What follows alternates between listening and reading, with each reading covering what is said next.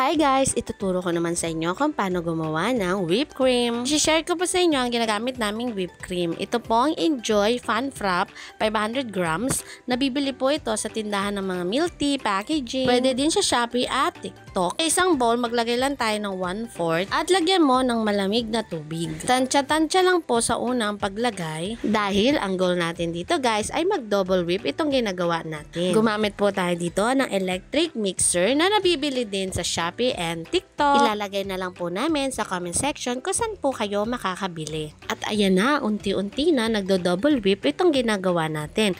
Continuous lang po ang ating paggamit ng electric mixer. At para naman sa mga nagtatanong kung para saan ba ginagamit ang ating whipped cream, ang whipped cream po ay ginagamit po sa mga frap drinks. Pwede din yan gamitin pang walling ng ating baso. Yes guys, pwede din po gamitin ang ating whipped cream pang walling sa ating baso. At ito po ang idadagdag po natin. Ang creme densada. 2-in-1 na yan guys. Combination po ng condensed at all-purpose cream. O diba guys, na-level up natin ang paggamit natin ng whipped cream. At pwede pa yung gamitin pang walling ng ating baso. At kung halimbawa naman na wala kayong available na creme densada, kailangan nyo lang ay whipped cream. Sa inyong frap, lalagyan nyo lang ito ng fructose para magkaroon ng dagdag tamis sa whipped cream na ginagawa natin. At ito na guys, ito po ang kailangan nating itsura ng ating whipped cream. Katapos nyan guys, nilalagay po namin yan sa freezer. At by the way guys, may kanya-kanya po tayong paraan kung paano gumawa ng ating whipped cream. Sinishare lang po namin sa inyo kung paano ito gawin. Kung halimbawa naman, nahihirapan ka gawin ito, hindi ka naman gumamit ng whip dispenser. At ayan na guys, tapos na ang paggawa natin ng ating